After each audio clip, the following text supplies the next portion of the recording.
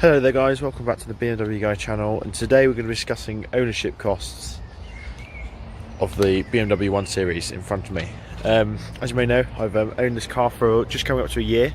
I just got my renewal quote through for the insurance, which means it must be a year, and in that time I've completed about 14,000 miles. To be honest, I don't think ownership's been that bad.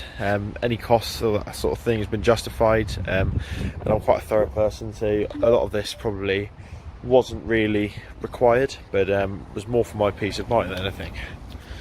I've done a nice little printout with calculations on how much I've spent, and I'll show you guys that at the end of the video. First of all, I'm just going to use it to explain the costs that I've spent on my car. So I bought this car in June 2018 with 80,000 miles on. Now it is just coming into June 2019 and currently has 94,000 miles. It means I've travelled 14,000 miles since owning this car, there or thereabouts. The first thing I did was buy some new tyres. These were done in two separate stages. I chose Yokohamas for the front. Here, these are Yokohama Blue Earths, and I got those for a decent deal at £175 for the front pair. They've been great tyres, and they've just been great. They're a good value, and they've been brilliant in all. I haven't felt them really understeer or anything like that when I've been pushing the car, and they've offered good grip, and especially good grip in the wet. For rear tyres, I went for something more sticky, as it's a rear-wheel drive car. I went for Michelin Pilot Super Sports, and these are 245/35 R18s. So they're not the most standard car tyre, really. They're a bit of a specialty tyre, and these set me back £320 for two rear tyres, which I didn't think was too bad. That was with a bit of a discount from ATS.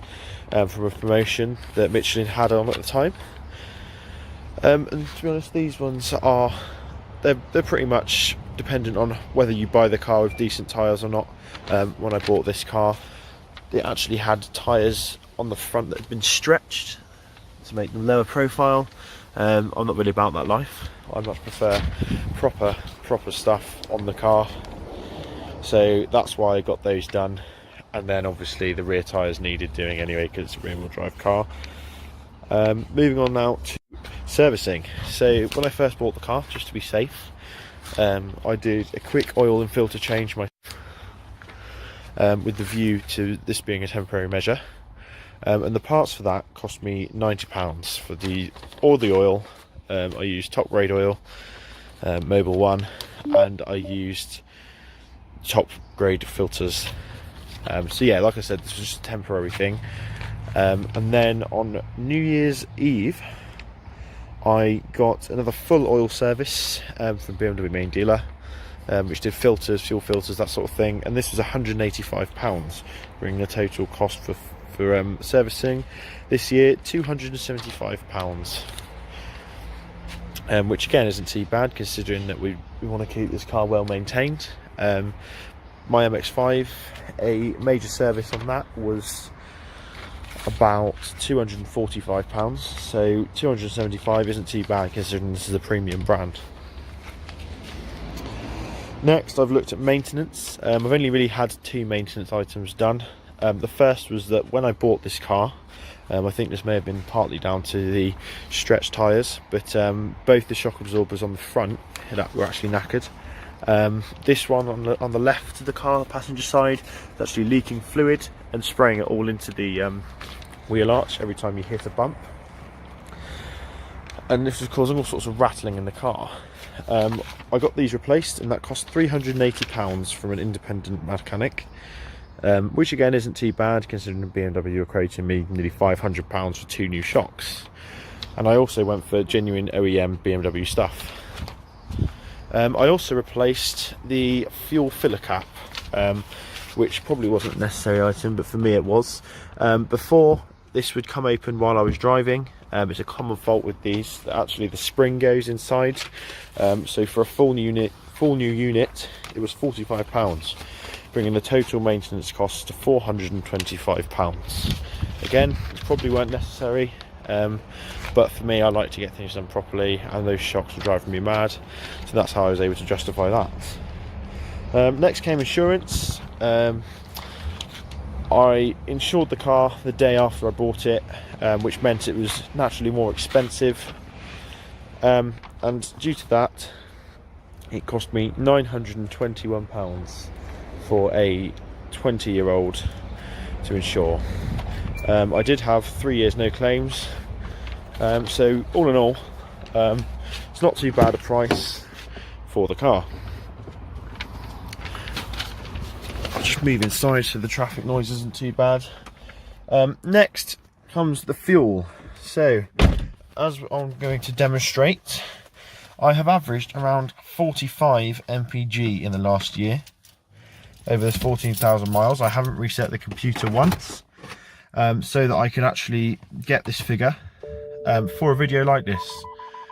That's going to be annoying. Right, so as you can see, I'll just scroll through the mpg bits here. Just over 94,000 miles a day, and there we are, 44.8 miles per gallon for the 14,000 miles. Now, I haven't exactly been driving completely. I'm just going to turn the AC on in here. As you can see, it's quite warm outside, so I don't want to be all sweaty. So yeah, I haven't driven exactly economically, so 45 mpg is a testament to this car's efficiency. So I did a brief calculation, and the number that came out was quite scary, really. I used an average fuel cost of £1.34 per litre, which is the price in the UK for diesel, and for 14,000 miles I used 311 gallons, with a gallon costing me around £6.10 per gallon. That comes to a total cost of £1,897.10. So that's nearly £1,900 on fuel for 14,000 miles. Now, this seems absolutely outrageous. However, if you think my MX-5 was doing half that mpg, so we'd be looking at nearly £4,000. So it's a massive saving compared to that car, and in total, I can't really complain, really. 14,000 miles is a long way to travel, whichever way you look at it. My dad's car, the Volkswagen GCE, he has spent £8,000 on fuel since he owned that car, doing 54,000 miles, which is actually doing less to the gallon than this is, so I cannot complain one bit. Next, we'll move on to the tax. Now, this car is in quite a, well, it's a relatively low tax band for the age of car. So this was BMW's plan all along, really, was to make this more fuel efficient, this less polluting, because tax here in the UK is done via the grams per kilometre of CO2, and I'm currently paying £10.50 a month, to bring a total of £126 a year, which isn't too bad. Now, the total for all of these amounts that I've spent on the car has come to £4,139. And don't forget, this is based on the fact that I've done 14,000 miles and paid £121 for insurance. So if you're not going to do anywhere near that mileage, or you're older than me and have a completely clean licence, then you're probably going to be paying less than that for insurance and fuel if you don't drive as far. So these are things to bear in mind. Also, what you've got to consider is that I've got a lot of these jobs done sort of for my own reassurance rather than out of necessity, so this will have an impact on the cost as well. Bearing in mind that I bought the car for £4,400, which was an absolute steal, that brings us to a total cost since owning this car, including the purchase price, of £8,539, which again isn't actually too bad. So that was a brief breakdown of my ownership costs of this car, what it costs to buy one, and then own it for a year and get everything sorted on it. I don't really have anything that I need to get sorted at the moment apart from this ABS fault, but that can wait. It's in the summer now, no ice about, absolutely fine.